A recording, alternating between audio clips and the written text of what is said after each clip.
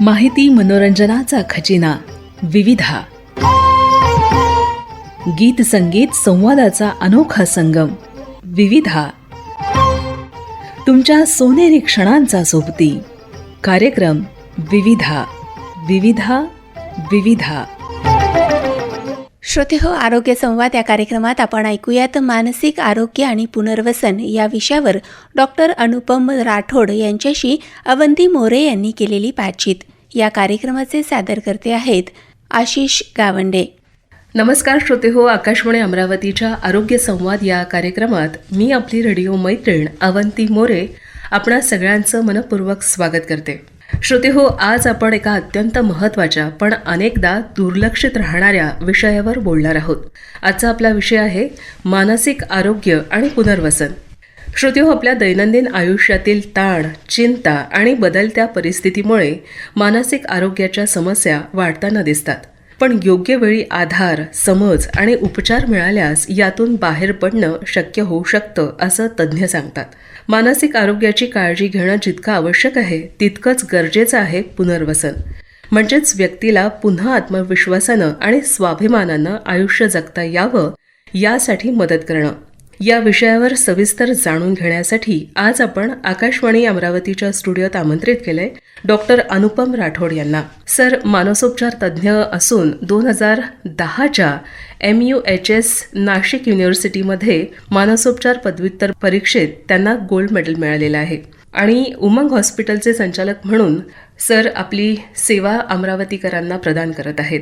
Sir, आपलं आकाशवाणी अमरावतीच्या स्टुडिओत खूप स्वागत. नमस्कार. धन्यवाद मॅडम. सर, आज आपण बोलतो आहोत मानसिक आरोग्य आणि पुनर्वसन या संदर्भात. तर या विषयाच्या अनुषंगाने मला सगळ्यात पहिले आपल्याला विचारायचं आहे की मानसिक आजार म्हणजे नेमकं काय? सामान्य तणाव आणि मानसिक आजार यामध्ये फरक कसा ओळखावा आपण? मनाचे आजार, सोप्या भाषेत मनाचे समस्या जे आजारांमध्ये रूपांतरित होतात. जसे आपले मन आहे तसंच आपले विचार, भावना आणि वर्तन यामध्ये होणारा बिघाड यालाच आपण साध्या भाषेत मानसिक आजार असे म्हणूया. आपण सगळेच तणाव अनुभवतो, कामाचा, नातेसंबंधी, शैक्षणिक, आर्थिक. पण जेव्हा हा तणाव दीर्घकाळ टिकतो, आपली झोप, भूक, कामाची क्षमता, आनंद घेण्याची आपली उमेद ही जेव्हा कमी होते तेव्हा तो मानसिक आजाराच्या दिशेने जाऊ लागतो. हे आपल्याला ओळखता यायला पाहिजे. यानंतर मला आपल्याला विचारायचं आहे की सध्या समाजात सर्वाधिक आढळणारे मानसिक आजार कोणते आहेत? कारण बरेचदा आपण पाहतो की रस्त्याने कोणी अगदी वैफल्यग्रस्त अवस्थेत पडलेला असतो, तर कुठले आपण असे ओळखू शकतो की हे ते आजार आहेत? अगदी बरोबर. बेसिकली याला आम्ही क्रॉनिक स्किझोफ्रेनिया म्हणतो. हा एक तो आजार आहे ज्याला काही लोक वेडेपणाही म्हणतात. म्हणजे असे काही लोक जे एकट्यामध्ये बडबडतात, स्वच्छता त्यांना भान नसतो, आपल्याच मध्ये पुटपुटतात. तर हा एक आजार आहे ज्याला स्किझोफ्रेनिया म्हटलं जाते. तसंच नैराश्य म्हणजे डिप्रेशन, उदासीनता, चिंता, मनोविकार म्हणजे बेचैनी, अँझायटी आपण म्हणूया. OCDचे आजार असतात. बऱ्याचदा आपल्याला मनोग्रस्तता, बाध्यता, मनोविकृती म्हणतो आपण, ज्यामध्ये काही लोकांना रिपीटेडली स्वच्छता, बार बार धुणे, स्वच्छ करणे किंवा तपासत राहणे, लॉक चेक करणे, नाही का, चेकिंग. याच प्रकारे व्यसनाधीनता दुर्भाग्याने खूप एक मोठा पेशंट समूह वर्ग तयार झालेला आहे. हे आपल्या प्रॅक्टिसमध्ये येणारे कॉमन सामान्य मानसिक आजार आपल्याला दिसून पडतात. सर, बालक, किशोरवयीन आणि प्रौढांमध्ये मानसिक आजारांचं स्वरूप कसं वेगळं असतं? म्हणजे आपण पाहतो की प्रत्येक वर्गात या समस्येला सामोरे ते जात असतात. तर मग याच्यातला भेद आपण कसा ओळखायचा? काय सांगाल आपण? लहान मुलांमध्ये हल्ली आपण पाहत आहोत हट्टीपणा, एकाग्रतेचा अभाव. बरेच पालक मंडळी आपल्या मुलांना आमच्याकडे घेऊन येतात तेव्हा हे कॉमन कंप्लेंट असतात. आणि अर्थातच मोबाईल, इंटरनेट ॲडिक्शन लहान मुलांमधला हा एक मोठा पार्ट. सेकंड, किशोरवयीन मुलांमध्ये पण जसं आपल्याला माहिती आहे की आयडेंटिटी क्रायसिस नावाचा एक विषय असतो की या वयामध्ये ओळख निर्माण करण्याचा एक ताण. तसंच सोशल मीडियाचा प्रभाव, ॲडोलसंट डिप्रेशन, अँझायटी हे आपण कॉमनली या वयामध्ये आपण 15 ते 25च्या वयात आपण पाहतो. प्रौढांमध्ये आपल्या नातेसंबंधी जोपासताना, जबाबदाऱ्यांच्या प्रेशरमध्ये येताना किंवा करिअरचा ताण, या सर्व याच्यामध्ये डिप्रेशन, अँझायटी आणि व्यसनाधीनता फार कॉमनली या एज ग्रुपमध्ये आपल्याला दिसतात. आपल्या बोलण्यात मला असं जाणवलं की किशोरवयीनांचे प्रश्न वेगळे आहेत आणि बालकांचे वेगळे आहेत आणि प्रौढांचे वेगळे आहेत. सर, मला आपल्याला पुढे आता एक विचारायचं आहे की मानसिक आजार होण्यामागील प्रमुख कारणं कोणती आहेत, काय सांगाल आपण? याच्यामध्ये आपल्याला काही सिंगल कारण आयडेंटिफाय करता येत नाही की हेच एक प्रमुख कारण आहे ज्याच्यामुळे या व्यक्तीला मनोरोग झालेला आहे. पण त्यातल्या त्यात काही भौतिक कारण, जसं मेंदूतील महत्त्वाचे रसायन, जसं आपण डायबिटीजमध्ये इन्सुलिन हॉर्मोन पाहतो किंवा आपण थायरॉइडच्या आजारामध्ये थायरॉक्सिन आपण पाहतो, त्याच प्रकारे मानसोपचार याच्यामध्ये सेरोटोनिन, डोपामिन नावाचे फार प्रचलित कॉमन न्यूरो हॉर्मोन्स असतात, ज्याला बऱ्याचदा लोक केमिकल लोचा असं म्हणतात. सो हा एक महत्त्वाचा रसायन आहे. त्यातल्या त्यात बालवयातील अनुभव, स्पेशली कटू अनुभव, हे जीवनभर माणसाला भेडसावतात, हे आपल्याला माहीत आहेच. तसंच सामाजिक ताण, कॉम्पिटिशन, जे काही आजची एक रेस लागलेली आहे लोकांमध्ये, श्रेष्ठ किंवा कॉम्पिटेटिव्ह ज्याला म्हणू आपण, तर प्रत्येकाला ते त्याच लेवलनी पेलेल हे निश्चित नाही आहे. सो हे एक प्रमुख कारण आहे ज्यामुळे performance pressure plus biological reasons आणि चाइल्डहुडचे आपले जे इमोशन्स, आपली पर्सनॅलिटी ज्याच्यावरून ती तयार होते, हे एक प्रमुख रिझन्स आहे ज्याच्यामुळे मनोविकार येण्यासाठी जबाबदार राहू शकतात.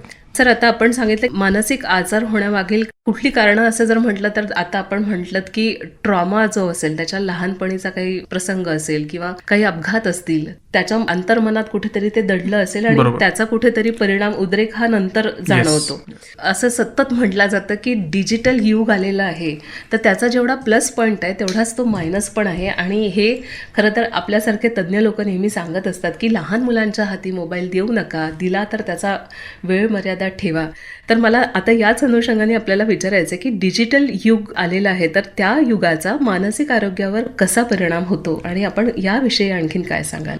फार महत्त्वाचा मुद्दा आहे, बिकॉज डिजिटल युग याचे सकारात्मक आणि नकारात्मक दोन्ही परिणाम आहे. सकारात्मक इन अ सेन्स जनजागृती वाढलेली आहे, लोकांना आजकाल समजायला लागलं आहे, दिसत आहे, माहितीचा पूर्ण आपल्याला एन्सायक्लोपीडिया ओपन झालेला आहे. परंतु नकारात्मक परिणाम पण त्याचा होत आहे.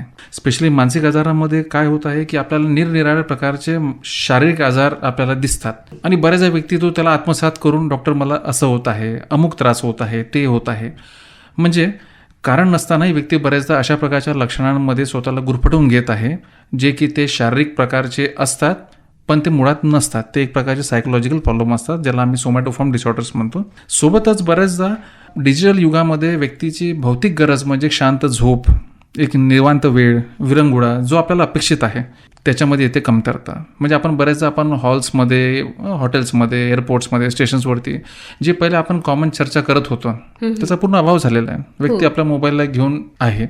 बरेचदा आई आपल्या लेकरांना पण खाऊ घालते, मुलींना मोबाईल जेवण करत नाही, हे कंप्लेंट्स येतात. तर कुठेतरी आपल्याला कळत आहे की याचा एक व्यसनसारखंच प्रमाण सुरू झालेलं आहे. सो कुठेतरी आपल्याला ॲज अ पालक, ॲज अ व्यक्ती आपल्याला हे बघायचं आहे की आपण किती प्रकारे त्याच्यामध्ये अधीन होत चाललेलो आहोत. सो डिजिटल युगाचा आपल्याला स्वागत करणे आहे, पण त्याचा दुष्परिणाम जो दिसत आहे आपल्याला सोशल मीडियाचा, है ना, किती लाईक्स येत आहेत, किती फॉलोअर्स आहेत, त्याची जी चुरस सुरू झालेली आहे, तर त्यामुळे पण आपल्याला एक प्रकारचा अँझायटी म्हणा, डिप्रेशन म्हणा लोकांमध्ये आढळतो. म्हणजे आभासी जगात फार वावरतो आहे माणूस आणि जे वास्तविक जग आहे त्याच्यापासून दुरावतो आहे. व्हर्च्युअल वर्ल्ड पासून मध्येच हॅपी, पण बाकी सोशली कमी होत चालतं. सर, आता आपल्या बोलण्यात आलं की विरंगुळा आणि छंद पण त्यांनी जोपासले पाहिजेत, म्हणजे जेणेकरून हा जो ताणतणावाचा भाग आहे आणि आजाराकडे जाण्याचा जो भाग आहे तो कमी होईल. तर आता एक विरंगुळा आपल्याला पण घ्यायचा आहे. बिलकुल. तर आपल्या कार्यक्रमाची रूपरेषा आहे आणि त्यानुसार आता कार्यक्रमात एक आपल्या आवडीचं आमच्या श्रोत्यांना एक गीत ऐकवण्याची वेळ झाली आहे. तर कुठलं गीत आपण सुचवाल? हसते हसते माझं आवडतं गाणं आहे. श्रोतेहो, ऐकूया आपण सरांच्या आवडीचं हे छानसं आनंददायी गीत. श्रोतेहो, या छानशा गाण्यानंतर परत एकदा आज आरोग्य संवाद या कार्यक्रमात आपल्या सगळ्यांचं स्वागत. श्रोतेहो, आज आरोग्य संवाद या कार्यक्रमात आपण मानसिक आरोग्य आणि पुनर्वसन या विषयावर बातचीत करत आहोत. आणि या विषयावर बातचीत करण्यासाठी आणि सविस्तर माहिती देण्यासाठी आज आपण आकाशवाणीच्या स्टुडिओत आमंत्रित केलंय डॉक्टर अनुपम राठोड सरांना, जे उमंग हॉस्पिटलचे संचालक आहेत. सर, या आधी आपण गाण्यापूर्वी बोललो तर ते मानसिक आरोग्य आणि ताणतणाव कसा आहे त्याला आपण कसं कमी करू शकतो आपले छंद आणि आवडी जोपासून. यानंतर मला आता आपल्याला पुढे जाऊन विचारायचं की मानसिक आजारांची सुरुवातीची लक्षणं कोणती असतात आणि कुटुंबियांनी काय लक्षात घ्यावं, म्हणजे याच्यात काय बदल होतोय, तर हे कसं मार्क करावं त्यांनी. फार महत्त्वाचा प्रश्न आहे. याला मी सॉफ्ट सायन्स म्हणतो, जे की एक कुटुंबियातील सदस्य आपल्या व्यक्तीमध्ये निश्चितपणे ओळखू शकतो. जसे अचानक त्या व्यक्तीमध्ये होणारा बदलाव, शांत होणे, निराश राहणे, थोडासा एकलकुंडा होणे, राहणीमानामधला बदल, हावभावामधला बदल, ती व्यक्ती अतिरिक्त विचार करत आहे, अतिविचार है ना. सो हे कॉमन गोष्टी आहेत. तसेच बरेचदा उग्रता, झोपेत होणारा बदल, कारण नसताना चिडचिडपणा, डोकं शांत न राहणे, हे पर्टिक्युलर काही लक्षणं असतात ज्याच्यामध्ये ॲज अ फॅमिली मेंबर आपण आयडेंटिफाय करू शकतो की आपला प्रिय व्यक्ती जो आतापर्यंत असा नव्हता त्याच्या वागणुकीमध्ये बदल होत आहे. म्हणजे वर्तनाला आयडेंटिफाय करणे, ओळखणे हा एक महत्त्वाचा पार्ट आहे. सो हे आपले इनिशियल सिम्पटम्स असतात जे आपल्याला मानसिक आजाराच्या इनिशियल स्टेजमध्ये आपल्याला दिसून पडतो. अच्छा, म्हणजे कुटुंबियांनी पण सजग राहणं गरजेचं निश्चित, आहे बरोबर. आणि ही लक्षणं आहेत ती कशी टिपल्या जावीत ते पण लक्ष ठेवणं गरजेचं आहे. सर, आता याच अनुषंगाने याला जोडूनच असा एक प्रश्न येतो की जसं आता आपण म्हणालात की एक तर तो अतिशांत होतो किंवा विचारांच्या गर्तेत असतो, कधी कधी तो खूप चिडचिड करतो, म्हणजे त्याच्या चिडचिडीचं कारण घरच्यांना कळतच नाही. त्याला विचारलं जातं तर तो कधी काहीतरी व्यसन करून आलेला असतो आणि म्हणतो की तुम्हाला काय माहिती मला किती ताण आहे, आणि मग ते कमी करण्यासाठी म्हणून मग मी व्यसन करतो आहे, म्हणजे दारू पिणं असेल किंवा आजकाल ते तंबाखू खर्रा वगैरे हा पण एक प्रकार आहे. आणि तरुण वयामध्ये हा स्टेटस सिम्बॉल पण झालाय कुठल्या तरी याने की मी स्टाईलने ती पुडी खातोय वगैरे, जे जाहिरातीत दाखवल्या जातं तसं करण्याचा ती चढाओढ त्यांची असते. तर व्यसनाधीनता ही मानसिक आरोग्याशी याचा संबंध, परस्पर संबंध आहे का, आपल्याला काय वाटतं? फार जवळचा संबंध आहे मॅडम. हा एक प्रकारचा दुष्चक्र आहे. कारण व्यसन हे कारणही आहे आणि परिणाम पण. म्हणजे कसं, ताण आहे ते येत आहे, समस्या पेलवत नाही आहे, टेन्शन जास्त आहे, मग त्यासाठी आपण तंबाखू, दारू, आजकालचा फॅशनेबल अजून व्यसन म्हणजे MD पावडर, चरस गांजा, हे तर जुनं आहेच, ते घेणे.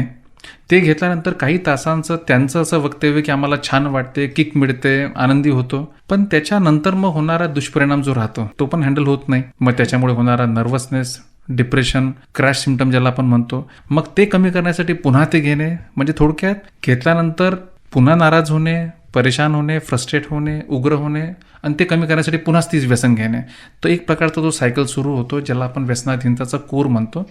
सो हा एक फार दुष्ट चक्र आहे आणि व्यसन आणि मानसिक आजार फार जुळलेले आहेतच, यामध्ये काही शंका नाही. त्यातल्या त्यात विदर्भाला आपल्या लोकांना मिळालेला म्हणजे खर्रा पुडी तंबाखूचा जो श्राप आहे, जो खूप प्रमाणामध्ये आहे, घेणारा व्यक्ती या सर्व गोष्टी जाणीव ठेवून देखीलही त्याला हसत खेळत त्याला म्हणते की यांनी काही होत नाही. सर, आता पुढे जाऊन मला आपल्याला विचारायचं की OCD किंवा पॅनिक डिसऑर्डर किंवा बायपोलर डिसऑर्डर यांसारख्या आजारांचं वेगळेपण कसं ओळखता येईल? मी फार प्रमुख लक्षणच सांगेल. जसं आपण OCD म्हटलं म्हणजे ऑब्सेसिव्ह कंपल्सिव्ह डिसऑर्डर. जर आपण याचा शब्द ऑब्सेसिव्ह म्हणजे मनोग्रस्त, कंपल्शन, बाध्यता. उदाहरणार्थ आपण कधी कधी की एखादी स्त्री आहे ती सतत स्वच्छता, फरशी, पडदे, बेडशीट्स, भांडे स्वच्छ असल्यानंतरही त्याला वारंवार क्लीन करत जाणे, पाण्याचा युजेज वाढून जातो, हा OCD आहे. त्याच प्रकारे बरेचदा काही लोकांना दरवाजे चेक करणे, कुलूप चेक करणे, काउंटिंग, रिचेकिंग, हा OCDचाच काउंटिंगचा प्रकार आहे. तर हे प्रमुख लक्षणं OCD मध्ये मी तुम्हाला सबटाईपच सांगितले, याचे अजून प्रकार असतात पण कॉमनली आमच्या प्रॅक्टिसमध्ये आम्हाला हे दिसतात. तसं आता पॅनिक म्हणजे काय, अचानक त्या व्यक्तीमध्ये होणारा एक असा बदल, जसं की श्वास घ्यायला त्रास होणे, हृदयाची गती वाढणे, धडधडणे, चेस्ट पेन होणे, म्हणजे थोडक्यात असे लक्षणं जणू की त्याला काही हृदयाच्या विकार सारखा एखादं लक्षण येतो. परंतु ज्यांना आम्ही ICU मध्ये पाहिल्यानंतर मग कळते की त्याचं ECG, इको, TMT सर्व नॉर्मल आहे. मग नेमकं काय होतं ते, तर तो एक पॅनिक अटॅक असतो. तिसरं तुम्ही बायपोलर विचारला. आता शब्दावरून समजते आपल्याला बायपोलर म्हणजे दोन पोल. तर पहिला पोल म्हणजे असा व्यक्ती ज्याच्या जीवनामध्ये काही दिवस तो असा अनुभव करतो जसं की तो खूप अतिउत्साही राहतो, खूप कॉन्फिडंट होतो, खूप खर्च करत जातो, मोठमोठ्या गोष्टी करतो, ज्याच्यामध्ये जजमेंट एरर होण्याचे चान्सेस जास्त असतात. म्हणजे अपेक्षापेक्षा ज्या गोष्टी नाही केल्या पाहिजे अशा गोष्टी करण्यात येतात. ॲट द सेम टाइम त्यांना डिप्रेशनचा सायकल पण सुरू होतो, जसं नर्वस, उदासीनता, निगेटिव्हिटी आणि कधी कधी आत्महत्याचे विचार पण येणे. म्हणजे एकाच व्यक्तीमध्ये असे दोन तऱ्हाचे सायकल जेव्हा येतात तर त्याला आपण बायपोलर डिसऑर्डरचा एक पेशंट समूह आपण म्हणतो. अच्छा सर, आता मानसिक आजारांचं निदान करताना कोणत्या पद्धती वापरल्या जातात? मानसिक आजाराला ओळखणं फार साधं आहे. एक तर ऑब्झर्वेशन आणि एक स्ट्रॉंग हिस्ट्री टेकिंग. कारण की याच्यामध्ये कोणतेही टेस्ट, स्कॅन, MRI सहसा करायची गरज पडत नाही. अर्थात बरेचदा पेशंट्स आमच्यापर्यंत येतोपर्यंत हे सर्व काही करूनच येते. सो एक संवाद साधणं आवश्यक आहे त्या पेशंटसोबत. जाणणं महत्त्वाचं आहे, तो काय मनस्थितीमध्ये आपल्यासमोर आलेला आहे. सर्वप्रथम स्वयं तर येत नाहीच, नातेवाईकांच्या इन्सिस्टन्स, त्यांच्या प्रोत्साहन दिल्यानंतरच तो आमच्यापर्यंत पोहोचतो. आजकाल जागरूकता वाढल्यामुळे आता पेशंट वर्ग स्वतःही आपले लक्षण ओळखत आहे. आणि आता हिस्ट्री म्हणजे आमच्या याच्यामध्ये जे आपण म्हणूया की त्यांचं वर्तन, बिहेवियर ते ऑब्झर्व केल्यानंतरच आम्हाला संबंधित व्यक्तीला कोणते आजार आहे ते डायग्नोसिस करायला हेल्प होते आणि पुढील उपचार देता येते. आता भाग येतो की महिलांमध्ये त्यांचे ताणतणावाचे विषय वेगळे असतात, विद्यार्थ्यांचे आणखीनच वेगळे असतात. परीक्षा आणि ह्या सगळ्या गोष्टी असल्या की त्यांचे ताणतणाव वेगळे असतात, सोबत लहान मुलांचे असतात. आणि आता तर आपण शहरी भागात म्हणताना शहरीकरण झालंय म्हटल्यानंतर शहराची एक धावण्याची गतीच वेगळी असते, म्हणजे वेगच वेगळा असतो. तर या तुलनेत आपण जर आता बघायला गेलं तर आता बऱ्याच गोष्टी अशा पण येतात की ग्रामीण भागातनं शेतकऱ्यांच्या आत्महत्या होतात आहेत. तर ग्रामीण भागातला पण ताणतणावाचा आता हा कुठेतरी विषय आहे. तर या अनुषंगाने आपण काय सांगाल? मल्टिपल प्रश्न विचार आहे मॅडम, पण तरी मी त्याचं कंबाईन उत्तर देतो. आता आपल्याला माहित आहे की स्त्रियांच्या लाईफमध्ये हॉर्मोनचा एक फार मोठा फॅक्टर राहतो. त्यातल्या त्यात आजकाल जे पोस्टपार्टम डिप्रेशन, पेरीमेनोपॉझल सिम्पटम, म्हणजे एक आपल्याला कळलं की हॉर्मोन्समुळे स्त्रियांमध्ये वेगवेगळे मनस्थितीचे समस्या आपल्याला जाणून पडतात, जे की कॉमनली डिप्रेशन, अँझायटी होतात. सो या गोष्टीवरती आपल्याला सजग राहणं महत्त्वाचं आहे. आणि अर्थातच घरातील व्यक्ती या गोष्टीला ओळखलं की आमच्यापर्यंत ती दिशा येतेच. विद्यार्थ्यांमध्ये पण जी स्पर्धा सुरू झालेली आहे, ताणतणाव सुरू झालेला आहे, ॲज अ पालक म्हणून आपण आपल्या पाल्यांना सर्व काही प्रोव्हाइड करतो, पण आपण त्यांना अपयश सहन करण्याची ताकद देत आहोत का? त्यांना नाही म्हणण्याची क्षमता आपल्यामध्ये आहे का? कारण की आज टॉलरन्स लेवल कमी झालेलं आहे. पालकांनी हे समजावं की आपण आपल्या लेकरांच्या अंतपर्यंत राहणार नाही आहोत. भावी जीवन त्यांना स्वतः संघर्ष करणं आहे. सो जसं तुम्ही त्यांच्या करमणुकीच्या, शैक्षणिकच्या बाकी सर्व गोष्टी तुम्ही प्रोव्हाइड करत आहात, प्रदान करताय, त्याचप्रकारे त्यांना पुढच्या संघर्षासाठी पण तयार करणं महत्त्वाचं आहे.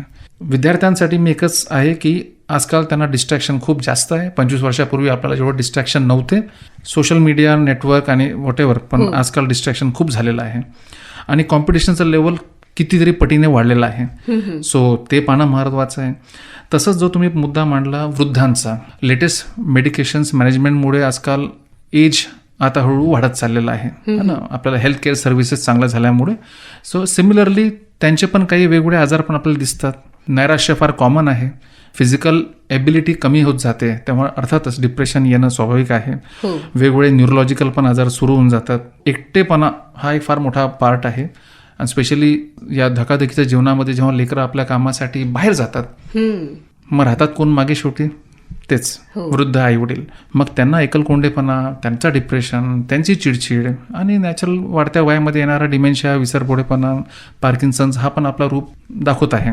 फायनली तुम्ही अजून एक म्हटलं होतं की ग्रामीण एरियामध्ये काय आहे. तर ग्रामीण एरियामध्ये दुर्भाग्याने आपल्याला माहिती आहे की आपला कास्तकार तसाच पावसा पाण्यामुळे तो त्रस्त राहतो. नापिकी आपल्या इथं आहेच. शेतकरी आत्महत्यामध्ये आपले विदर्भातले हे प्रमुख जिल्हे आहेत. प्रयत्न सरकारमार्फत चालू आहे, लोकही करत आहेत, पण कुठेतरी ती साथ मिळत नाही. अशा वेळेस डिप्रेशन हा फार कॉमन फॅक्टर राहतो. दुर्भाग्याने मग त्यांचं वळण जाते व्यसनाकडे. व्यसनामध्ये गेल्यानंतर मग त्याची रूपरेषा अजून बदलून जाते. आजारी होणे, खर्च होणे, मते कमी करणे, मग शेतकरी आत्महत्या हा नंबर तसाही फार मोठा आहेच. सो ग्रामीण एरियामध्ये पण मानसिक आजार जो आहे तो बेसिकली त्या प्रोफेशनल रिझन्समुळे, ॲग्रिकल्चर जो झालेला आहे तो एक रिस्की झालेला आहे, आता सर्टन्टी नाही आहे. सो त्यामुळे तिथेही मानसिक आजाराचा प्रभाव आपल्यावरती दिसतो. म्हणजे एकूणच असं म्हणता येईल सर की समाज आणि समाज व्यवस्था जर चांगली ठेवली, जर आपल्याला कुठे घटक कमी जास्त त्याला वाटतंय, मुख्य प्रवाहात त्याला घेऊन चालणं हे सगळ्यात महत्वाचं आहे. बरेचदा समाज असं होतं की त्याला काहीतरी वेगळं दिसतंय तर तो त्या प्रवाहातनं त्याला आपसुकच बाजूला करून टाकतो आणि बाजूला झाला की त्याच्यावर तो परिणाम जास्त प्रमाणात होऊ शकतो. सर आता पुन्हा वेळ झाली आपल्या कार्यक्रमात दुसरं गाणं ऐकवण्याची, तर कुठलं गाणं सुचवाल? इतनी शक्ती हमें देना दाता. अरे वा, खूप छान गीत आपण सुचवलेलं आहे. श्रोतेहो, ऐकूया सरांच्या आवडीचं हे छानसं गीत. श्रोतेहो, आपण बातचीत करत आहोत आरोग्य संवाद या कार्यक्रमाअंतर्गत मानसिक आरोग्य आणि पुनर्वसन या विषयावर. आणि आज या विषयावर बातचीत करण्यासाठी डॉक्टर अनुपम राठोड सर आपल्यासोबत आकाशवाणीच्या स्टुडिओत उपस्थित आहेत. सर उमंग हॉस्पिटलचे संचालक म्हणून पण कार्यरत आहेत आणि अमरावतीकरांना ते आपली सेवा प्रदान करत आहेत. सर, आता या गाण्यानंतर मला आपल्याकडे वळायचं आहे. खरं तर हा विषय भरपूर आहे आणि आपण बरंच सविस्तर याविषयी सांगितलेलं आहे. पण आता आपण जे कार्य करत आहात, म्हणजे 2011 पासून अमरावतीमध्ये आपण मानसिक आरोग्य क्षेत्रात कार्यरत आहात. उमंग हॉस्पिटलचे आपण संचालक आहात. मनन चॅरिटेबल ट्रस्ट जे आहे त्याचे मानद मानसोपचार तज्ज्ञ आपण आहात. शक्ती व्यसनमुक्ती आणि पुनर्वसन केंद्राचे संचालक म्हणून पण आपण कार्यरत आहात. तर या अनुषंगाने मला आपल्याला विचारायचं आहे की उमंग संस्थेची स्थापना करण्यामागचा आपला उद्देश काय होता, त्याविषयी मला जाणून घ्यायचं आहे. रुग्ण बरा होणे हे प्रत्येक वैद्यकीय स्पेशलिस्टची एक इच्छा तर राहतेच आणि ते आवश्यक आहे, पण त्याला पुन्हा समाजात उभं राहणे हा एक महत्त्वाचा उद्देश आहे. म्हणजे तो केवळ घरामध्ये उपचार घेणारा व्यक्ती नसून तो समाजाच्या मुख्य धारामध्ये पण सामील व्हायला पाहिजे, अर्थातच त्याच्या कौशल्य हिशेबाने, त्याच्या इंटेलिजन्सच्या हिशेबाने. सो हा एक महत्त्वाचा उद्देश ठेवूनच उमंगमध्ये या पूर्ण कामासाठी आम्ही तत्पर राहतो. आणि आजाराचं नियंत्रण जेवढं महत्त्वाचं आहेच आहे, नो डाऊट, त्यासोबतच जीवनाची गुणवत्ता पण सुधारली पाहिजे. म्हणून सुप्त गुणांना ओळखणे, आहे शक्य त्या गोष्टीला त्याला मुख्य धारामध्ये समावेश करणे हा उद्देश महत्त्वाचा आहे माझ्यासाठी. या अनुषंगानेच आपण म्हणालात की पुनर्वसन हे जास्त महत्त्वाचं आहे. म्हणजे घटक बाधित होतोच तो, पण पुनर्वसन त्याचं करणं महत्त्वाचं आहे. तर पुनर्वसन प्रक्रियेत कुटुंबियांची भूमिका कशी असावी असं आपल्याला वाटतं? कुटुंब हा एक प्रमुख आधारस्तंभ आहे उपचाराचा. कारण की जर तो रुग्ण सक्षम असता तर त्याला मनोविकार झाला असता का? अर्थात नाही. ठीक आहे ना, कारण की त्याला आजार आहे, त्याला निर्णय घेण्याची क्षमता नाही आहे. मग अशा वेळेस कुटुंबाचा रोल खूप मोठा आहे. म्हणजे निव्वळ औषध देण्यापुरताच नाही, तर पुढील गोष्टीसाठी त्याला प्रोत्साहन देणे. अर्थातच आम्ही आमच्या समुपदेशांद्वारे, प्रशिक्षणाद्वारे, वेगवेगळे चर्चासत्र आणि व्याख्यानमाला जे काही ठेवल्या जातात, ग्रुप सेशन्स ठेवल्या जातात, पण त्या सर्व गोष्टी आपण एक लिमिटेड टाईम आवर्सपर्यंतच आम्ही आमच्यात करू शकतो. पण तिथून पुढे कुटुंबातील व्यक्तीचा रोल सर्वात मोठा, महत्त्वाचा आणि डिसाइडिंग फॅक्टर राहतो एखाद्या मनोविकारग्रस्त व्यक्तीच्या रिकव्हरीमध्ये. आपण बघतो की समाजात कधी कधी की खूप तो आजारग्रस्त असतो, त्याला त्याचं भान नसतं. मग अशा वेळी मेडिकेशन जे आहे, म्हणजे औषधोपचार ज्या गोष्टी आहेत त्या वेळच्या वेळी देणं गरजेचं आहे. तर कुटुंबियांनी त्याच्या औषधोपचाराच्या वेळेविषयी किती सजग असायला पाहिजे आणि किती तत्पर असायला पाहिजे असं आपल्याला वाटतं? मी साहजिकच ना, जसं आपण BP, शुगरच्या औषधी काटेकोररित्या घेतो, बस त्याचप्रमाणे आपल्याला मनोविकाराचे जे औषधोपचार आहेत ते पण काटेकोररित्या घ्यावे लागतात. स्वेच्छेनेच औषधी बंद करणे किंवा मागे पुढे करणे किंवा आता मला बरं वाटायचं तर काय आवश्यकता आहे, हे अशी प्रवृत्ती बऱ्याचदा येते. पण एक लक्षात घेणे की मानसिक आजारामध्ये एक प्रदीर्घ कालावधीचा उपचार पद्धत जो राहतो तो महत्त्वाचा राहतो. मी म्हणत आहे त्या जुनाट आजारांविषयी. जे सौम्य आजार असतात त्याच्यासाठी बऱ्याचदा फार ठराविक कालावधीच उपचार दिला जाते, जे की डॉक्टर बरोबर आपल्या कन्सल्टेशनद्वारे त्याला कमी पण करतात, बंदही करतात. बट जे क्रॉनिक आजार असतात त्याला दीर्घकाळ उपचार देण्याची गरज असते, ज्यामध्ये या सर्व गोष्टीची आपल्याला जाणीव असली पाहिजे. सर, आता आपल्या मुलाखतीची वेळ संपत येते आहे, तर जाता जाता शेवटी मानसिक आरोग्य चांगलं ठेवण्यासाठी दैनंदिन जीवनात कोणत्या सवयी सगळ्यांनी, साधारण सामाजिक जो घटक आहे त्यांनी अंगीकारायला पाहिजेत? सर्वप्रथम मनाची काळजी घेणे हे आवश्यक आहे, कारण ते लक्झरी नाही, ती एक गरज आहे, हे पहिलं आपण ओळखावं. याला काही कलंक मागच्या जन्माचं किंवा बाहेरचं काही लागलेलं आहे असं मुळात समजू नये. हे एक शारीरिक आजाराप्रमाणेच मानसिक आजार आहे, फक्त दिसत नाही म्हणून ते आपल्याला वाटत नाही. आता याचं निर्मूलन, याला ओळखणे, काय काय करायचे आहेत, काय काय सवयी आपल्याला पाहिजे. सर्वात पहिली गोष्ट एक शांत झोप असणे आवश्यक आहे. व्यायाम, आपल्या भारतीय संस्कृतीमध्ये असलेला योगा हे आपण केले पाहिजे. ध्यान हे त्यातलाच एक भाग आहे, मेडिटेशन ज्याला म्हणू आपण. महत्त्वाचं मला असं वाटतं सकारात्मक संवाद हा फार आवश्यक आहे. तुम्ही तुमच्या ऑफिसमध्ये, घरामध्ये, तुमच्या मित्रांमध्ये जोपर्यंत कम्युनिकेशन इम्प्रोवाइज होणार नाही तर तोपर्यंत आपल्या मनाचे हाल अहवाल आपण कोणासोबत शेअर करू शकत नाही. सदृढ मानसिक अवस्थेसाठी महत्त्वाचं आहे की आपली जीवनशैली जी आहे ती सकारात्मक असणे, सकारात्मक लोकांच्या मध्ये राहणे, व्यसनापासून दूर राहणे, एक न्यूट्रिशियस डाएट, एक सायलेंट स्लीप हे आवश्यक आहे. असं म्हणतात सर की मन चंगा तो कटोती में गंगा. ॲब्सोल्युटली. तर सर आज आपण इथे आलात आणि मानसिक आरोग्य आणि त्याचं पुनर्वसन, तर याविषयी जे पण मनात, श्रोत्यांच्या मनात काही संभ्रम जे असतील, तर मला असं वाटतं आज आपण जी बातचीत केलीत, जी माहिती दिलीत, इतकी सविस्तर दिलेली आहेत आपण ती माहिती, तर त्यातनं त्यांना बरंच काहीतरी आज माहिती मिळालेली आहे.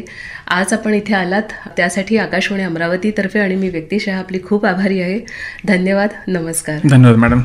श्रोते हो, आत्ताच आपण आरोग्य संवाद या कार्यक्रमात मानसिक आरोग्य आणि पुनर्वसन या विषयावरती डॉक्टर अनुपम राठोड यांच्याशी अवंती मोरे यांनी केलेली बातचीत ऐकलीत. या कार्यक्रमाला निर्मिती सहाय्य अवंती मोरे यांचं, तर तांत्रिक सहाय्य गणेश देशमुख यांचं. तर या कार्यक्रमाचे सादरकर्ते होते आशिष गावंडे. माहिती मनोरंजनाचा खजिना विविधा, गीत संगीत संवादाचा अनोखा संगम विविधा, तुमच्या सोनेरी क्षणांचा सोबती कार्यक्रम विविधा. विविधा विविधा.